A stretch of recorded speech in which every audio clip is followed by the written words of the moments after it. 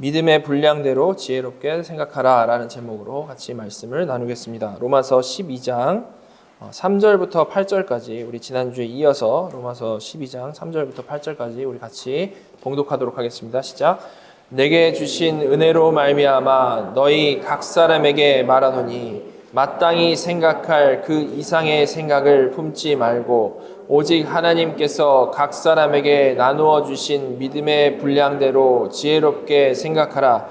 우리가 한 몸에 많은 지체를 가졌으나 모든 지체가 같은 기능을 가진 것이 아니니 이와 같이 우리 많은 사람이 그리스도 안에서 한 몸이 되어 서로 지체가 되었느니라.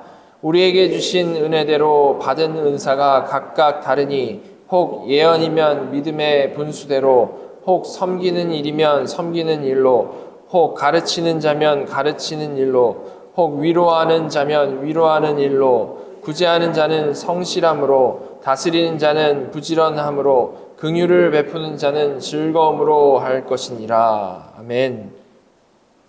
예, 우리는 지난주에 로마서의 그 중요한 변환점에 놓여 있는 로마서 12장 1절부터 2절을 살펴봤었습니다. 큰 구조로 봤을 때 로마서 1장부터 11장까지는 이 교리의 핵심적인 내용을 다루고 있었고요. 12장부터 마지막까지는 믿음으로 형제된 자들에게 하시는 그러한 말씀이라고 했죠. 그리스도와 연합된 자들에게 주시는 그러한 말씀이라고 했습니다. 그래서 12장 1절은 그러므로 형제들아 라고 하면서 이 말씀을 시작하고 있는 것을 우리가 살펴봤죠. 그리고 이어서 이후에 나올 그 내용의 핵심이 되는 말씀들이 이어지는데요. 가장 그 중심되는 명령이 무엇이었냐면 1절에 그 너희 몸을 하나님이 기뻐하시는 거룩한 산 제물로 드려라. 이게 이제 중요한 내용이었습니다. 성령님이 주신 믿음으로 의롭다함 받은 이들에게 너희 영혼은 그렇게 이미 의롭다함을 받았으니까 이제 너희 몸을, 너희의 전인을, 너희의 그 삶을 하나님이 기뻐하시는 거룩한 산 제물로 드려라 라는 그러한 명령이라는 것이죠. 그리고 그렇게 살아가는 것이 하나님 앞에서 가장 합당한, 가장 이성적인 예배이다 라고 말씀을 하신 것입니다. 사실 대부분의 우리는 세상에 많이 속아 있기 때문에 하나님을 온전히 믿는 삶, 거룩함을 추구하는 그런 삶이 지루하고 뭔가 많이 포기해야 되는 것이다 라는 생각을 기본적으로 다 가지고 있습니다.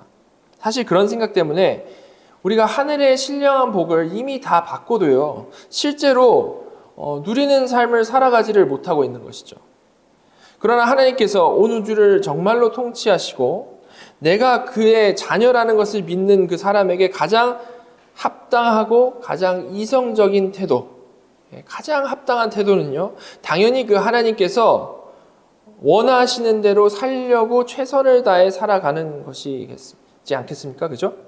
그런 자세로 거룩한 산 제물이 되어져 가는 것, 그렇게 거룩한 산 제물로 지어져 가는 삶이 곧 너무나도 합당한 예배의 모습이라는 겁니다. 그것이 바로 여기서 말하는 영적 예배라는 거죠. 가장 마땅하고 가장 좋은 길인 것입니다.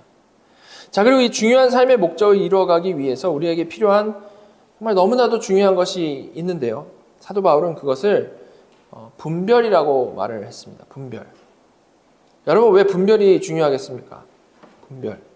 말씀드린 대로 성도는 정말로 다 받은 자인데요. 그렇게 다 받고도, 그리고 늘 하나님의 보호하심 아래 살아가면서도 태어나서부터 평생을 이 세상 가운데 젖어서 살아왔기 때문에요. 그리고 늘 이 공격하는, 우리를 쓰러뜨리려고 하는 사탄에게 속아서 살아가고 있기 때문에 실제로 거룩한 산 제물로 살아가지 못할 때가 너무나도 많은 겁니다. 이게 수많은 사람들이 놓여있는 이 현실인 것이죠. 그죠?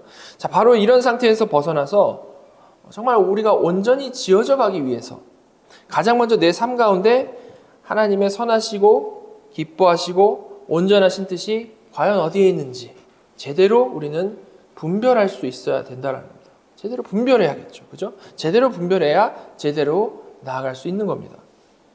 분별이 너무나도 중요한 것이죠. 자, 그런데 그런 온전한 분별을 우리가 하려고 했을 때 이거는 당연히 우리가 뭐 굳게 마음 먹는다고 될 일이 아니겠죠. 그죠? 우리가 굳게 마음 먹어봤자 어떻습니까? 우리의 판단력이라는 건요, 이미 이 세대를 본받는 상태로 기본적으로 세팅이 되어 있기 때문입니다. 그죠? 평생을 세상의 영향을 받으면서 살아왔기 때문에 너무나도 당연한 거죠. 나는 다를 거다가 아니고 정말 누구나 다 이 세상 가운데 세팅이 되어 있는 겁니다. 그렇기 때문에 우리는 정말로 성령 안에서 마음을 새롭게 함으로 변화를 받아야만 하는 건데요. 그러기 위해서 가장 중요하고 우선시되는 것은 당연히 우리가 지난주에 살펴본 대로 말씀을 주야로 묵상하는 것이겠죠. 그죠? 하나님의 말씀이 우리 마음을 채우고 우리의 이 사상을 바꾸는 것 외에는 세상적 사고방식으로 세팅이 되어버린 우리의 생각을 바꿀 수 있는 방법이 없는 겁니다. 그렇게 우리는 정말로 말씀 안에서, 정말로 성령 안에서 바른 분별을 하며 거룩한 산 제물로 지어져 가게 되는 것이죠. 자, 여기까지가 가장 기본적으로, 성도가 가장 기본적으로 따라야 할 온전한 삶의 모습인 것입니다. 우리가 늘 염두에 두고 늘 순종해야 되는 말씀인 것이죠. 자, 그리고 오늘부터 살펴볼 이 내용은 그런 패턴으로 살아가는 그 성도의 삶을 좀 더 줌인 해가지고 들어가서 보는 겁니다. 큰 뼈대는 이렇게 그려졌는데 그럼 어떻게 더 구체적으로 살아야 될 것인지를 우리가 살펴보는 거죠. 바른 분별을 하며 거룩한 산 제물로 살아가는 것이 정말로 핵심인데 그렇게 살아가는 것이 어떻게 살아가는 것인지를 우리가 좀 더 깊이 살펴보려고 하는 것입니다. 자, 그 내용을 이제 3절부터 좀 우리가 확인해 보도록 하겠습니다. 자, 3절 보시면 내게 주신 은혜로 말미암아 너희 각 사람에게 말하노니 마땅히 생각할 그 이상의 생각을 품지 말고 오직 하나님께서 각 사람에게 나눠주신 믿음의 분량대로 지혜롭게 생각하라. 거룩한 산 제물로 지어져 가는 데 있어서 개인적으로 적용해야 할 가장 첫 번째 말씀으로 이 마땅히 생각할 그 이상의 생각을 품지 말라. 마땅히 생각할 그 이상의 생각을 품지 말라라고 말씀을 하고 있습니다. 이를 그냥 단순히 교만하지 말라라는 명령으로 보기도 하지만요. 사실 이것은 단순히 그냥 교만하지 말라라는 의미의 명령만은 아니죠. 이어지는 말씀의 내용을 살펴보면 좀 더 그 의미를 우리가 좀 더 분명하게 이해를 할 수가 있는데요. 자, 그 이후에 이어지는 말씀이 뭡니까? 오직 하나님께서 각 사람에게 나눠주신 믿음의 분량대로 지혜롭게 생각하라. 일단 이 말씀 잘 해석하기 위해서는 이 믿음의 분량이라는 것이 무엇인지를 우리가 좀 잘 해석하는 것이 중요합니다. 일단 우리가 그냥 한국말로 읽었을 때 믿음의 분량이라고 하면 뭐가 먼저 생각나죠? 믿음의 양, 어떤 믿음의 크고 작음 이런 게 당연히 생각이 날 겁니다. 그죠? 즉 각자가 다 가진 믿음의 양이 다른데 그 양에 맞게 그 수준에 맞게 지혜롭게 생각하라라는 명령으로 생각하기 쉽죠. 그죠? 그렇지 않습니까? 그런데 만약에 이 말씀이 그런 의미라면요. 이 말씀은 하나님께서 나에게 믿음을 조금 주셨으니까 모자란 믿음을 가졌으니까 나는 덜 지혜롭게 생각해도 되겠지라는 그런 생각으로 흐를 수 있는 것이겠죠. 물론 당연히 그렇기 때문에 그런 의미는 아닐 겁니다. 믿음의 양이 적으면 상대적으로 교만해도 된다? 이런 말은 아니겠죠. 당연히. 우리는 이런 핑계될 근거를 찾는 거를 사실 좋아하지만 이 말씀은 그런 말씀이 아니라는 겁니다. 자, 여기서 분량이라고 이 해석된 단어, 믿음의 분량할 때 분량이라고 해석된 단어는 헬라어 메트론이라는 단어인데요. 이 단어는 어떤 양의 다름에 대해서 말하는 게 아니고요. 측량 기준을 말하는 겁니다. 측량하는 기준. 측량하는 기준. 즉 이 말씀은 동일한 믿음, 그리스도를 믿는 믿음, 구원 얻는 믿음을 하나님께서 각 사람에게 나누어 주셨는데 그 나눠 주셨기 때문에 거룩한 성도들이 된 거 아닙니까? 각 사람에게 나눠 주셨는데 그 믿음의 동일한 그 측량 기준 아래서 자신을 측량해야 된다. 평가해야만 한다. 그 기준으로 나를 평가해야 된다. 그런 맥락의 말씀인 것입니다. 다시 말해서 다 믿음의 양이 다르니까 수준에 맞게 생각하라 라는 그런 말씀이 아니고 각자 나눠주신 같은 측량 기준이 있으니 그에 맞춰서 지혜롭게 생각하라 라는 명령이라는 겁니다. 자, 그럼 이 3절 말씀 전체 의미가 뭐겠습니까? 단순히 교만해지지 말라라는 그 맥락의 말씀만이 아니고 하나님이 주신 그 믿음 아래서 하나님께서 주신 그 기준 아래서 지혜롭게 우리가 생각을 함으로 자신의 본래 모습보다도 더 높게 평가하지도 반대로 더 낮게 평가하지도 말라라는 그런 말씀이겠죠. 그것이 바로 믿음의 분량대로 지혜롭게 생각을 하는 겁니다. 여러분, 죄인은 언제나 자기 자신을 제대로 평가하지 못하는 특징이 있습니다. 그죠? 그래서 세상 사람들은 보통 어떻습니까? 교만에 빠져 있든지 반대로 낮은 자존감 때문에 아주 괴로워하면서 살아가죠. 그죠? 하나님의 형상으로 창조된 인간은 본래 하나님 앞에서 바른 위치에 딱 있을 때에 오직 그때에만 제대로 된 만족을 누리며 살아갈 수가 있는 것인데요. 죄로 인해 하나님과 단절되다 보니까 사람들은 갈피를 잘 잡지를 못하고요.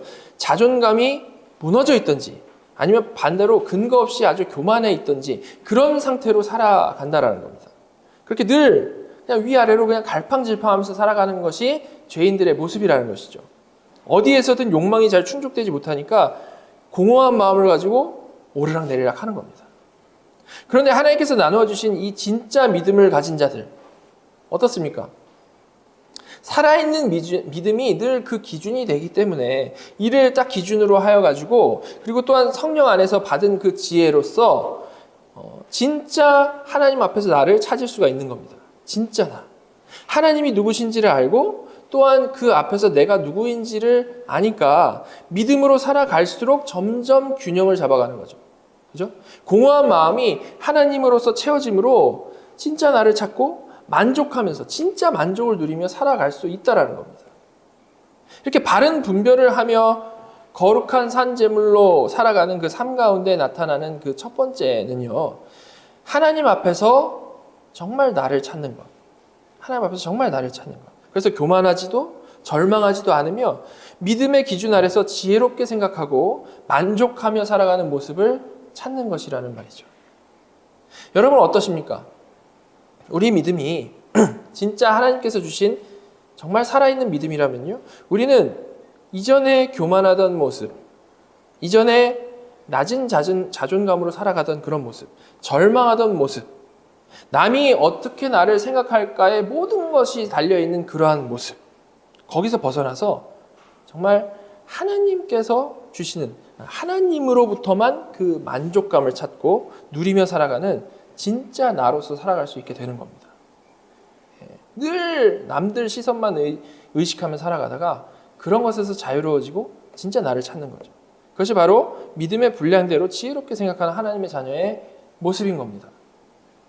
자, 이렇게 정말 믿음 안에서 성령 안에서 거룩한 산 제물로 지어져가는 과정을 살아가는 성도는 갈수록 이 세상의 그 무엇 때문에 만족하거나 좌절하는 것에서 벗어나게 되고 하나님으로 만족하는 삶, 거기로 지어져 가게 되는 거죠. 하나님만으로 만족하는 삶.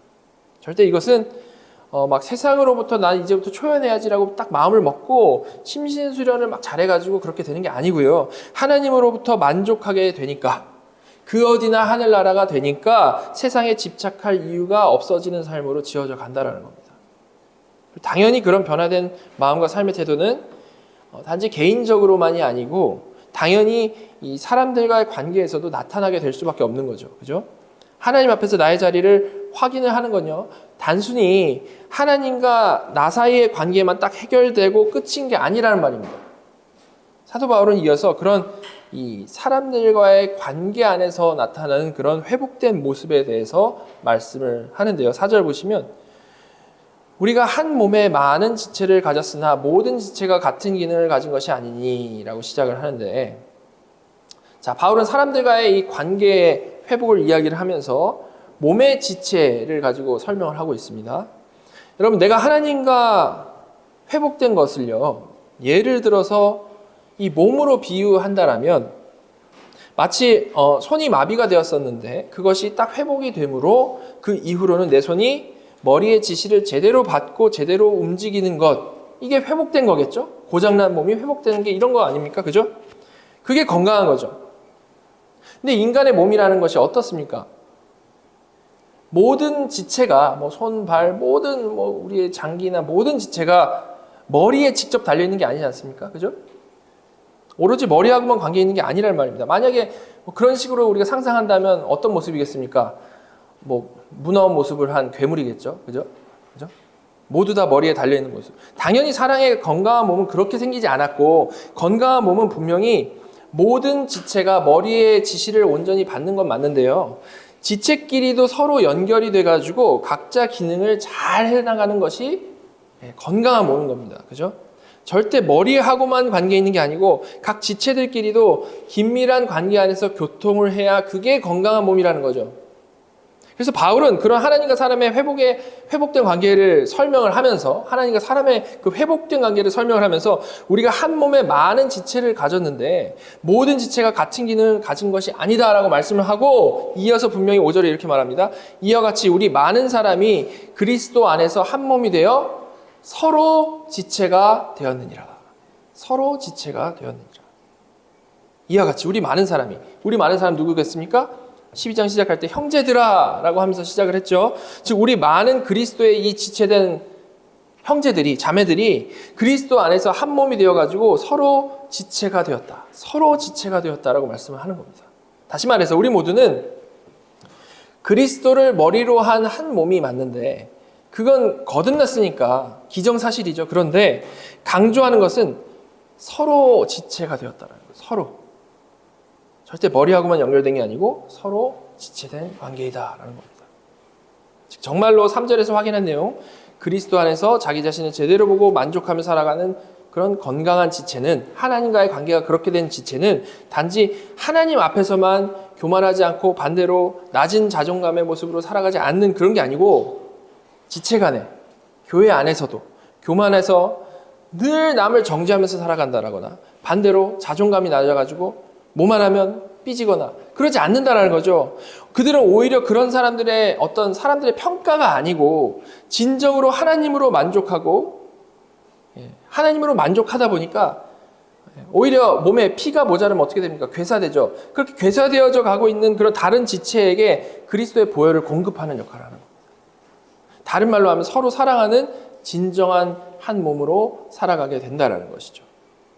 자, 이에 대해서 고린도전서에서도 같은 말씀을 하신 적이 있는데, 고린도전서 12장 보시면 20절부터 25절입니다. 이제 지체는 많으나 몸은 하나라. 눈이 손더러 내가 너를 쓸 데가 없다 하거나 또한 머리가 발더러 내가 너를 쓸 데가 없다 하지 못하리라. 그뿐 아니라 더 약하게 보이는 몸의 지체가 도리어 요긴하고 우리가 몸에 덜 귀히 여기는 그것들을 더욱 귀한 것들로 입혀주며 우리의 아름답지 못한 지체는 더욱 아름다운 것을 얻느니라. 그런즉 우리의 아름다운 지체는 그럴 필요가 없느니라. 오직 하나님이 몸을 고르게 하여 부족한 지체에게 귀중함을 더하사 몸 가운데서 분쟁이 없고 오직 여러 지체가 서로 같이 돌보게 하셨느니라. 그렇죠?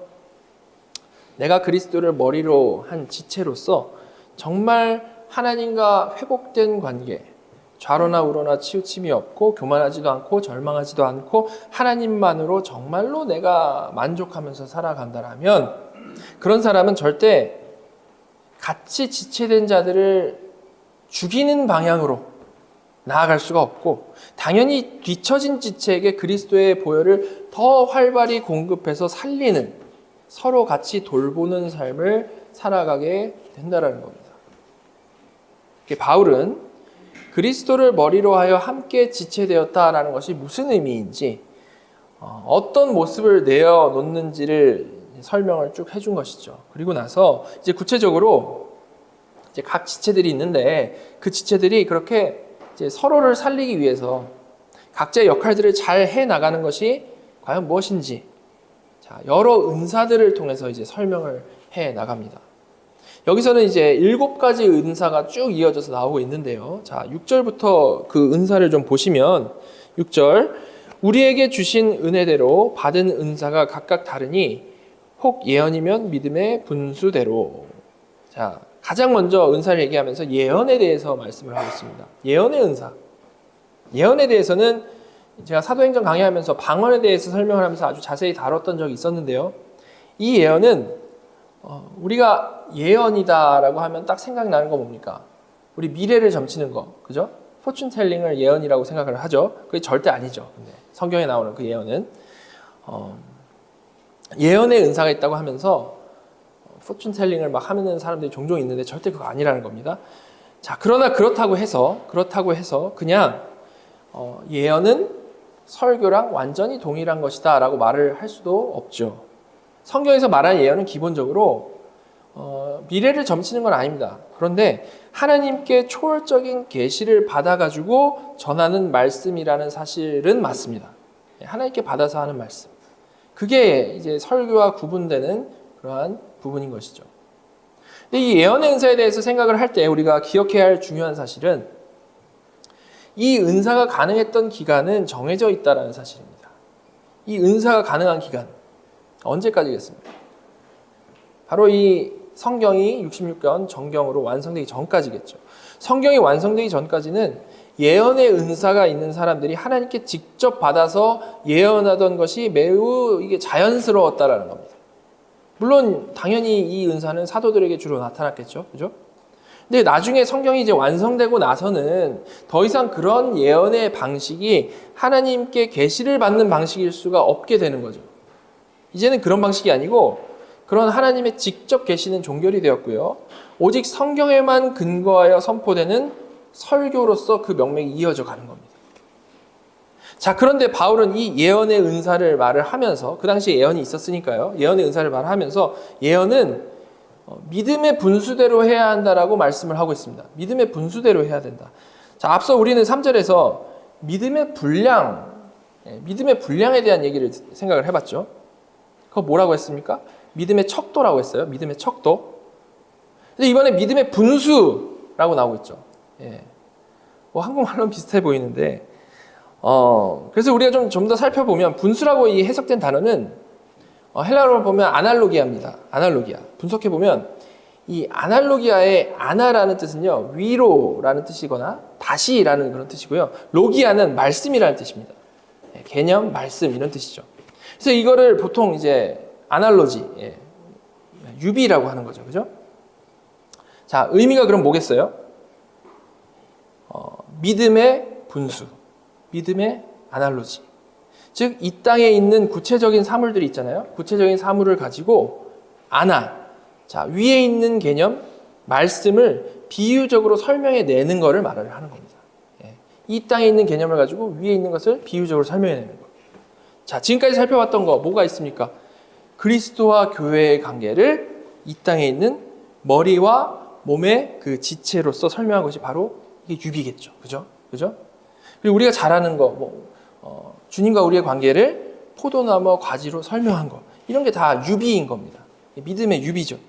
근데 지금 여기서 예언을 설명하면서 딱 한정을 짓기를 예언은 믿음의 유비대로 해야 된다라고 말씀을 하고 있다는 겁니다. 자, 그럼 이거 무슨 의미겠습니까? 말씀드린 대로 예언은 하나님께 계시를 받아서 전하는 거예요. 분명히 초월적인 요소가 들어간 설교라고 했습니다. 그 당시에 있었던. 그런데 그러다 보니까 당연히 아주 혼란스러울 수 있는 가능성이 있겠죠. 그죠? 아직 정경이 완성되기 전이기 때문에 아무나 내가 계시를 받았다라고 말을 하면서 무분별하게 예언할 수 있는 가능성이 열려 있었다라는 겁니다. 따라서 바울은 예언할 때의 기준을 딱 분명히 정해주기를 주님을 믿는 믿음, 주님이 하신 그 말씀에 대한 그 믿음, 즉 우리 신앙의 기준이 되는 그 진리에 딱 유비가 되는 그 범위 안에 있는 내용이어야만 한다라고 분명히 밝히고 있는 겁니다. 다시 말해서 주님이 주신 말씀이 복음서들에 분명히 나타나 있고요. 그 말씀들은 구약 성경 말씀의 성취로서 하나의 일관된 맥락을 유지해가고 있습니다. 그런데 그런 기준이 되는 그 믿음의 유비에서 벗어나는 예언은 있을 수가 없다라고 여기서도 분명히 말씀을 하고 있는 것이죠. 그래서 이 믿음의 유비라는 표현을 우리말로는 믿음의 분수에 맞게 사용해야 한다라고 의역을 한 겁니다. 지금까지 말씀의 맥락에서 벗어나는 예언은 있을 수 없다라는 거죠. 같은 하나님께서 말씀하셨는데 거기서 벗어나는 말씀이 있을 수 있겠습니까? 절대 그럴 수 없죠. 그죠? 예언을 하되 진리 안에서 해야만 한다라는 그런 말씀인 겁니다. 자, 이런 기본적인 법칙이 이제 정경이 딱 완성되고 나서는 어떻게 이어지겠습니까? 성경 말씀은 오직 성경 말씀으로만 해석해야 된다라는 것으로 이어지게 되는 거고, 설교는 새로운 내용이 아니라 오직 성경의 근거에서 진리 안에서 해야만 한다라는 것으로 이어지는 거죠. 이런 점에서 예언은 이제 지금의 설교로 그 맥이 이어지고 있는 겁니다. 그죠? 오직 성경의 근거에서 설교하는 걸로. 따라서 성경이 이렇게 완성된 이후에 성경이 말하는 이런 예언 자체도 지금은 없지만 만약에 누군가 갑자기 전혀 듣지 못한 뚱딴지 같은 얘기를 하면서 하나님이 말씀하셨다라고 한다라면 그건 절대 예언일 수가 없는 거죠. 거기에 우리는 절대 속으면 안 됩니다. 요즘 세상이 막 어수선하다 보니까 하나님이 말씀하셨다라고 하면서 막 이래저래 여러 가지 말을 던진 사람들이 많이 나타납니다. 신앙과 관련된 것뿐만이 아니고 정치든 경제든 막 여러 가지 말들을 막 하고 있죠. 근데 하나같이 어떻습니까? 잘 보면요. 수많은 내용을 던지고 그 중에 한두 가지 맞으면 그것만 자기가 맞췄다라고 막 얘기하는 수준에 불과하죠. 이거 사실 사기 같은 건데 당연히 우리는 이것이 진짜인지 가짜인지 내용 분석을 할 필요도 없습니다. 우리가 기억해야 할 것은 성경의 예언은 중단됐고 성경의 내용에서 벗어나는 모든 말들은 거짓이다라고 딱 판단을 하면 되는 겁니다. 그런 것들이 절대 하나님으로부터 온 것일 수가 없죠. 그렇죠? 언제나 동일하신 하나님께서 말씀을 바꾸실 리 없죠. 그렇죠? 자, 이렇게 은사 첫 번째 예언에 대해서 이게 무엇인지를 우리가 좀 살펴봤고요. 자, 이어지는 7절 보시면 혹 섬기는 일이면 섬기는 일로, 혹 가르치는 자면 가르치는 일로. 이제 두 가지 또 은사를 말을 하는데요. 자, 우리에게 이 섬김에 대해서 이 섬김을 은사로 소개하는 것, 그런가 보다 하고 넘어갈 수 있는 그런 생각이지 않겠습니까? 그죠? 근데 사실 여기서 이 섬김이라는 단어의 본래 의미가 뭐냐면요. 시중드는 노예의 일을 말을 하는 겁니다. 노예의 일. 근데 바울은 지위가 높고 돈이 있으면 노예를 부릴 수 있는 것이 너무 당연했던 그 시절에요. 지금 그 시절에 이런 노예가 하는 섬김을 은사로서 설명을 하고 있다는 겁니다. 노예가 하는 일이에요. 지금 밖에 나가보면 바로 노예들이 그런 일을 하고 있는데 그거를 은사로서 설명하고 있다는 거죠. 지난주에 2세대를 본받지 말고에 대해서 나누면서 보통 이 대부분의 사람들은 그 시대에 배우고 자라온 대로 사고방식을 한다라는 것에 대해서 우리가 좀 생각을 해봤었는데 바울은 여기서 전혀 그런 이 세상 문화의 영향을 받지를 않고 그리스도를 머리로 한 지체로서 정말 필요하고 중요한 은사로서 섬김에 대해서 나누고 있는 것을 확인을 할 수 있는 겁니다. 여러분, 그런데 이런 섬김, 이 세상에서는 노예가 하는 일인 섬김이요, 교회 은사로서 어떤 의미가 있을까요? 교회 은사로서 이 섬김이 왔을 때 어떤 의미일까요? 사실 이 교회에서의 섬김은 세상과는 그 방향이 반대입니다. 세상에서는 언제나 어떻습니까? 낮은 자가 높은 자를 섬기는 거죠. 그죠? 종이 주인을 섬기는 거고 신하가 왕을 섬기는 겁니다. 그죠? 근데 하나님 자녀의 사이에서는 어떻죠? 완전히 반대로 정말 진리 안에 굳게 선 자가, 은혜와 진리가 정말 충만한 자가 그렇지 못한 자를 섬기는 겁니다. 반대 방향이죠. 그죠? 마치 주님이 제자들을 섬기셨던 것처럼 성도의 섬김은 언제나 하나님과 가까운 자가 먼 자를 섬긴다는 거예요. 근데 이런 섬김의 일이 정말 교회 안에서 너무 중요한 것이기 때문에 그냥 은사가 있는 것으로 끝나지 않고 특별히 이 직분, 집사 직분으로 이어져서 더 전문적으로 해 나가도록 명령하고 계시는 것이죠. 이 역시도 누가 누구를 섬겨야 하는 것인가를 우리가 좀 생각을 해보면 우리가 집사 선출을 할 때 그냥 단순히 일 잘하는 사람만을 뽑으면 안 되겠다라는 생각을 우리는 할 수 있는 겁니다. 언제나 하나님께 받은 사랑으로 사랑하고 섬기는 것이기 때문에 정말 은혜가 충만한 분이 집사로서 섬겨야겠죠. 그죠? 자, 그리고 이어서 가르치는 것, 은사로서 말씀하고 있는데요. 앞서 제가 지금 설명드린 예언의 은사에 대해서 좀 잘 이해를 하셨다면 사실 이렇게 예언과 구별되어서 가르치는 것을 따로 은사로서 말하는 이유를 우리가 쉽게 이해할 수 있습니다. 그 이유 뭐겠습니까? 예언은 말씀드린 대로 성경이 완성되기 이전에 정말 하나님께 받아서 말씀을 전하는 초월적인 은사라고 했습니다. 초월성이 전제되어 있는 은사가 예언의 은사죠. 그죠? 근데 여기 나온 가르치는 은사는 그런 어떤 초월적인 은사가 아니고 이미 선포되고 기록된 그 말씀의 근거에서 잘 가르치는 것에 대해서 말을 하는 겁니다. 따라서 바울 당시에는 이 초월적 예언의 은사와 선포된 말씀을 가르치는 은사의 구별이 명확했겠죠. 당연히. 그죠? 초월적이고 이거는 잘 가르치는 거고. 그러나 정경이 완성되고 나서는 이 새로운 계시를 하나님으로부터 직접 받는 일이 없어지게 되었기 때문에 이런 예언은 없어지게 되고 오직 기록된 성경 말씀을 가르치는 것으로 같이 수렴이 되게 되는 겁니다. 직분으로서는 이 목사 직분으로 이어지는 것임을 생각을 해볼 수가 있는 거죠. 그죠? 자, 그럼 이어진 8절 보시면 혹 위로하는 자면 위로하는 일로, 구제하는 자는 성실함으로, 다스리는 자는 부지런함으로, 긍휼을 베푸는 자는 즐거움으로 할 것이니라. 이 8절에 나온 네 가지 은사는요, 특히 어떤 태도와 마음으로 이 은사를 사용해야 되는지에 대해서 좀 중점적으로 말을 하고 있습니다. 자, 먼저 위로의 은사는 말 그대로 남을 위로하는 거겠죠. 지금으로 말하면 상담을 잘 하는 것도 이 위로의 은사에 포함될 수 있습니다. 근데 사람이요, 똑같이 누군가를 위로하고자 하는 마음이 있어도요, 실제로 남을 잘 위로하는 분은 따로 있죠. 그렇지 않습니까?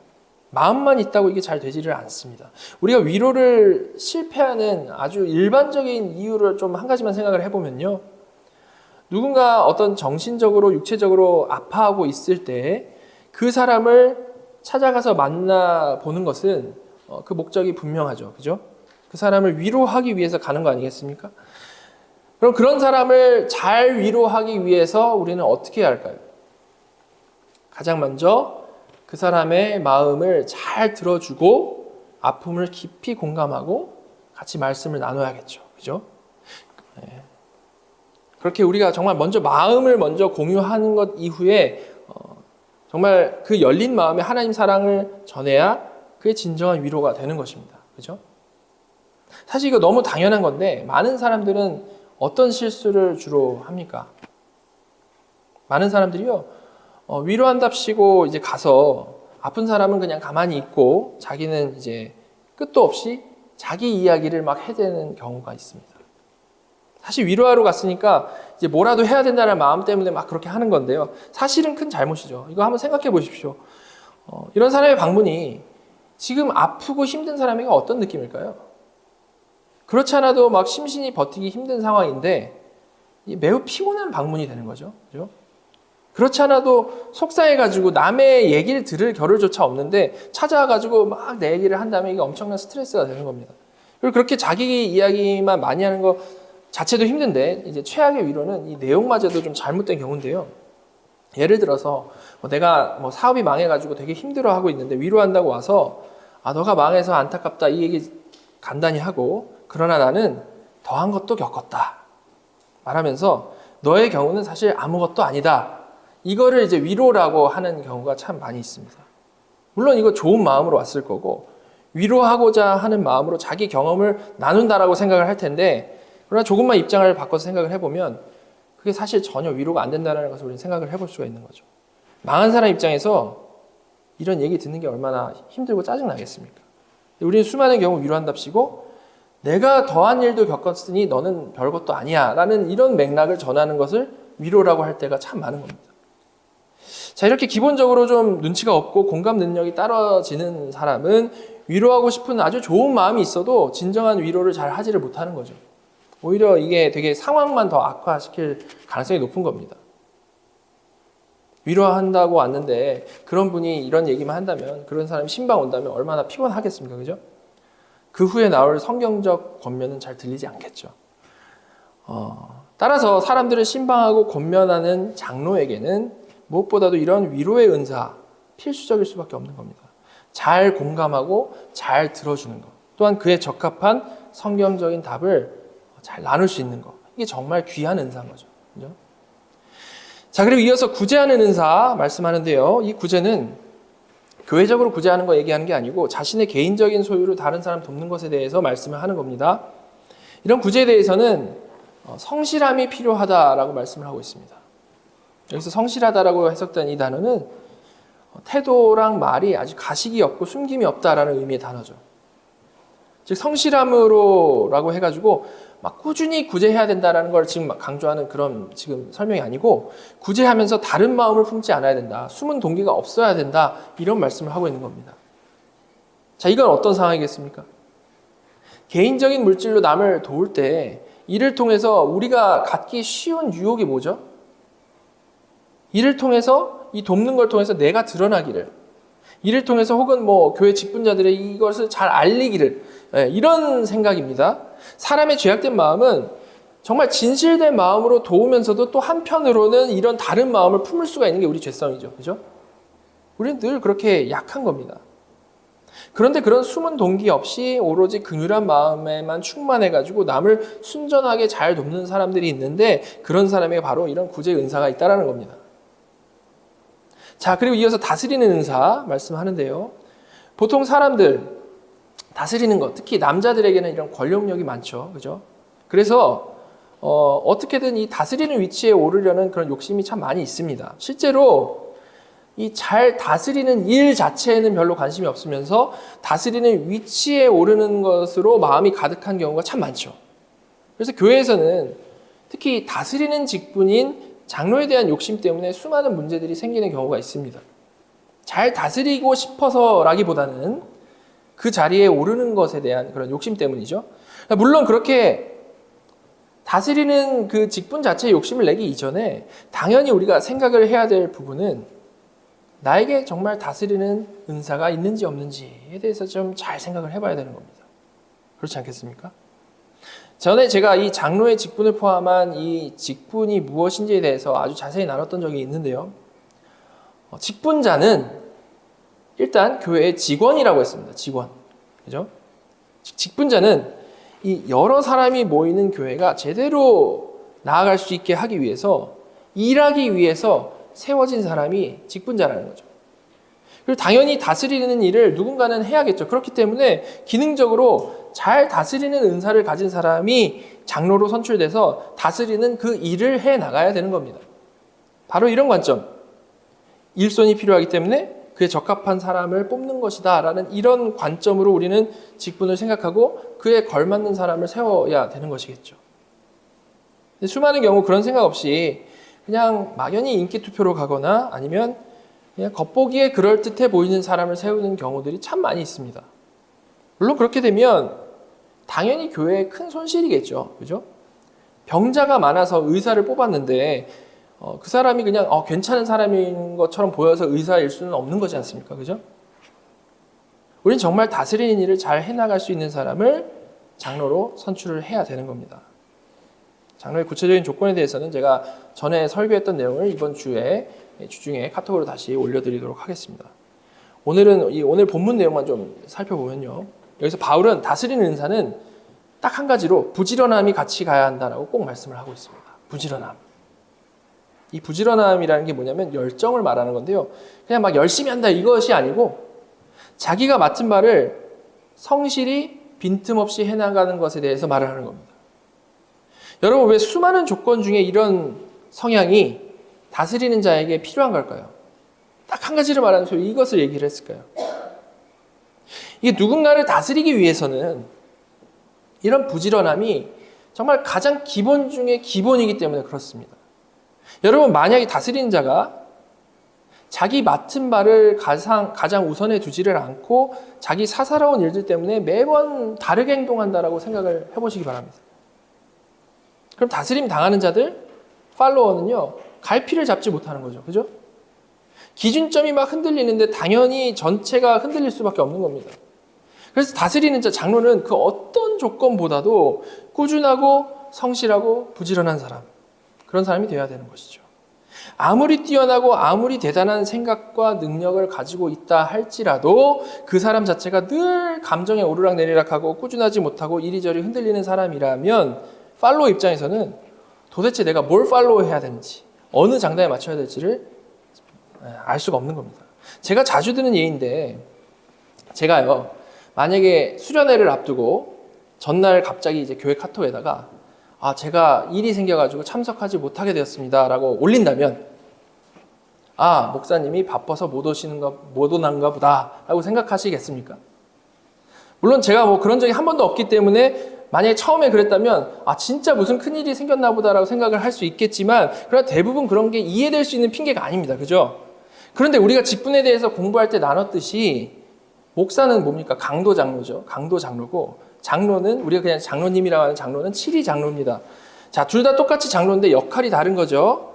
그렇다면 강도 장로의 목사에게 적용되는 이 당연한 기준이 동일하게 7위 장로에게도 적용돼야 맞는 겁니다. 그죠? 같은 장로니까요. 그죠? 장로님이 갑자기 바빠서 주일날 못 오신다라거나, 갑자기 수련회에 못 오신다라거나, 바빠서 매주 있는 모임들에 아예 참석을 못 한다라거나, 책임을 맡은 자로서 그럴 수가 없다라는 겁니다. 왜냐하면 항상 이 일을 가장 우선순위에 놓아야 하는 다스리는 자이기 때문에. 이렇게 부지런하지 않고 성실하지 않은 리더는 그 어떤 능력을 말하기 전에 리더로서 자격이 없는 거고요. 당연히 그 말에도 당연히 무게감이 없을 수밖에 없는 겁니다. 제가 만약에 새벽기도 안 나오면서 여러분 새벽기도 나오셔야 됩니다 라고 말을 한다라면 바로 속으로 다들 뭐라고 생각하시겠습니까? 그와 마찬가지로 모든 다스리는 자는 제대로 다스리기 위해서 자신이 맡은 일에 대해서는 그 누구보다 성실하고 부지런한 것이 기본이라는 겁니다. 거기서부터 시작인 거죠. 그죠? 자, 그리고 마지막으로 긍휼을 베푸는 자는 즐거움으로 할 것이다 라고 말씀을 하고 있어요. 이는 앞선 위로와 구제와 많이 연결되는 은사인데 구별을 하자면 어떤 공감을 해주는 위로보다는, 그리고 제물로 도움을 주는 구제보다는 이 긍휼을 베푼다라는 것은 좀 더 직접적으로 행동으로서 도와주는 것을 얘기를 하는 겁니다. 자, 그런데 바울은 그렇게 긍휼을 베풀 때 중요한 것이 즐거움으로 하는 것이라고 말씀을 하고 있죠. 즐거움으로. 자, 이에 대해서 여러 설명을 하기보다는 칼빈의 말을 들어보면요. 병이나 기타 이유로 고통을 당하는 이들에게 줄 수 있는 가장 큰 위로는 그들을 민첩하게 돕는 사람들의 즐거운 모습이다. 반대로 고통당하는 이들이 그들을 돕는 사람들의 얼굴에서 마지못해 돕는 표정을 본다면 지금 경멸을 당하고 있다는 것으로 느끼게 된다. 직접 나서서 긍휼을 막 베푸는데 즐거움으로 자연스러움으로 하지 않게 되면 그것은 도움이 아니고 오히려 더 큰 상처를 준다는 겁니다. 사람들이 단기 선교 가가지고 이런 과오를 저지르는 경우가 참 많죠. 그죠? 나와 생활 수준이 다른 데 가가지고 마지못해서 도와주는 모습을 보인다라거나 친구로서가 아니고 어떤 불쌍한 거린을 돕는 듯이 우리가 자신의 모습을 보여주게 되면 오히려 그거는 역효과가 난다는 겁니다. 따라서 우리는 이 긍휼히 여기는 사역을 할 때에 늘 이것을 마음에 염두에 두고 해야 되는데요. 이런 거를 특별히 마음 다해서 잘하시는 분들이 있다라는 거죠. 바로 그런 분들이 긍휼의 은사가 있는 것이란 말입니다. 자, 이렇게 7가지 은사에 대해서 쭉 살펴봤습니다. 사실 여기 나온 은사만이 아니고 크고 작은 많은 은사들이 있고요. 하나님께서는 마치 몸에서 다른 지체들이 다 각자 다른 역할들을 해 나가듯이 성도 각자에게 모든 다른 은사들을 주신 것이죠. 교회는 절대 한 사람의 히어로가 모든 것을 다 하는 그런 공동체가 절대 아니고요. 각각 다른 사람들이 모여서 각자의 은사를 가지고 서로를 섬기며 앞에서 끌어주고 뒤에서 미는 그런 유기체라는 겁니다. 그게 교회의 모습이죠. 근데 사실 우리가 지금까지 경험해온 이 시대의 교회들은 대부분 그런 구조로 되어 있지 않았죠. 대부분 어떤 식입니까? 정말 소수가 자신의 은사인 것과 자신의 은사 아닌 것 다 감당하면서 탈진될 때까지 섬기는 그런 구조인 경우를 우리는 너무 많이 봤습니다. 그러다 보니까 결국에는 풀타임이 아니고서는 일을 감당할 수 없는 상황이 돼버린 거죠. 그러다 보니까 이런 부담스러운 섬김에 대해서 사람들은 이전보다 더 섬기는 것을 주춤할 수밖에 없게 되었던 것이고, 그러던 게 결국은 이제 풀타임 목사들이 목사의 일을 하지 않고 이런저런 행정적인 일들까지 다 하는 상황으로 바뀌어버리게 된 겁니다. 원래 교회는 그런 모습이 아닌데요. 그죠? 은사대로 섬기면서 그리스도의 몸된 교회가 같이 이렇게 세워져 가는 그런 모습이어야 되는데 그게 아니고 어떤 돈 주고 사람들을 고용해서 유지해가는 시스템으로 교회가 변화해버리게 된 것이죠. 물론 이런 상황은 대부분의 사람들에게는 편리한 길일 겁니다. 그렇지 않겠습니까? 개인주의적인 이 세대 사람들에게 이건 사실 딱 맞는 모습인 거죠. 부담 없이 딱 예배만 드리고 오면 되는 겁니다. 자, 그러나 이 세대의 풍토가 어떻든지 간에 사람들이 뭘 좋아하든지 간에 그것은 절대 성경적인 교회의 모습이 아니라는 거죠. 우리는 정말로 이 세대의 모습을 본받지 말아야 되는 것입니다. 우리가 나아가야 할 방향 뭐겠습니까?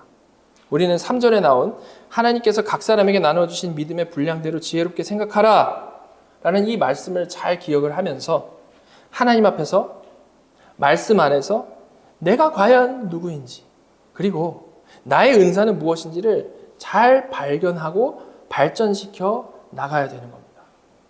여러분, 우리 몸에서 한 지체가 기능을 안 하면 그것이 무엇이 되었든지 간에 아무리 작은 것 하나라도 기능을 안 한다면 그 사람은 어떤 사람이겠습니까? 그 사람은 병든 사람인 거죠. 정말 작은 것 하나라도 안 한다면 병든 사람, 장애가 있는 사람인 겁니다. 그렇지 않겠습니까? 이와 마찬가지로 지체인 각자가 각자의 역할을 막 해나가라고 하나님께서 이렇게 우리를 한 공동체로 모아주셨는데 그렇게 역할을 하지 않으면, 그래서 한두 명의 넘치는 수고로 돌아가게 된다면 그 교회는 아무리 겉보기에는 잘 돌아가는 것처럼 보인다 할지라도 병든 것으로 봐야 되는 겁니다. 따라서 우리는 정말 각자 맡은 바 은사를 잘 발견해서 지체로서 역할을 정말 잘 감당해 나가야 할 아주 중요한 사명이 있는 것이죠. 정말 중요한 사명인 겁니다. 그런데 그렇게 모두가 자신의 은사를 발견하고 개발해 나갈 사명이 있는 것인데 그것은 이제 각자 평생 동안 차츰 되어져야 하는 거 아니겠습니까? 어느 순간 동시다발적으로 우리가 갑자기 은사를 다 발견해가지고 착착착 돌아가는 건 아닐 겁니다. 그죠? 그래서 하나님께서는 기본적으로 교회가 이 공동체로 유지되고 발전되어져 가게 하기 위해서 가장 근본이 되는, 가장 근본적인 역할을 하는 직분자들을 세워주시는 겁니다. 모든 성도가 은사를 발견하고 적극적으로 섬겨야 하겠지만, 궁극적으로 그렇게 되어야 하겠지만, 그런 이상적인 모습이 오기 이전에 가장 기본적으로 교회가 잘 유지되고 그 역할을 제대로 해 나가기 위해서 직분자들, 장로 안수 집사가 그 하는 일에 맞게 제대로 세워져야만 한다는 것이죠. 여러분, 오늘 나눈 말씀들과 이전에 이 직분에 대해서 나눈 말씀들을 좀 마음에 잘 새기시면서요, 정말 하나님께서 맡기신 직분을 잘 감당해 나갈 분들, 정말 부지런히 헌신하실 분들을, 그런 분들이 잘 세워지기를 기도해 주시기 바랍니다. 그래서 이분들을 중심으로 이 그리스도의 몸된 교회, 정말 주님께서 피값 주고 사신 교회, 이 교회가 정말 건강하게 세워져 나가길, 정말 서로 사랑하며 주 안에서 정말 사랑으로 지어져 가기를 간절히 바랍니다. 그래서 우리 코너스톤 장로교회를 통해서 다른 게 아니고 머리 대신 예수 그리스도께서 더 온전히 드러나고 영광 받으시기를 간절히 소망합니다. 우리 같이 기도하도록 하겠습니다. 하나님, 너무나도 이 혼란스럽고 죄악이 넘치는 세상 가운데에서 저희가 세상 사람들처럼 교만과 좌절 사이를 오가지 않고 정말 하나님만으로 만족하는 삶을 살아가기를 간절히 소망합니다. 믿음 안에서 생각하고 믿음 안에서 분별하고 행하며 거룩한 산 제물로 지어져 가기를 간절히 소망하오니 성령님, 저희에게 큰 은혜 주시고 인도하여 주시옵소서. 그리고 저희가 단지 하나님 앞에서의 개인으로서만 신앙을 생각하지 않고 그리스도를 머리로 한 지체임을 정말 마음 깊이 깨닫고 살아가게 하여 주시옵소서. 그래서 오늘 말씀에 나온 대로 서로 지체되었다라는 것, 정말로 서로 간에 지체되었다라는 것 생각하면서 우리 서로 사랑하기를 간절히 소망합니다. 그러기 위해서 각자 주신 은사 저희들이 잘 발견하게 하여 주시고 그 은사로 섬기는 복된 인생 되게 하여 주시고 특별히 은사에 맞는 분을 직분자로 세워주셔서 우리 코너스톤 장로교회의 모든 멤버가 정말 역동적인 지체로서 자라나며 머리 대신 그리스도를 드러내고 오직 그리스도에게만 영광 돌리는 교회 되도록 은혜 주시고 인도하여 주시옵소서. 하나님께서 그런 복된 길로 인도하여 주실 것을 믿고 소망하며 지금 살아서 우리 예배를 받으시는 우리 구주 예수 그리스도의 이름으로 감사하며 기도드렸습니다. 아멘.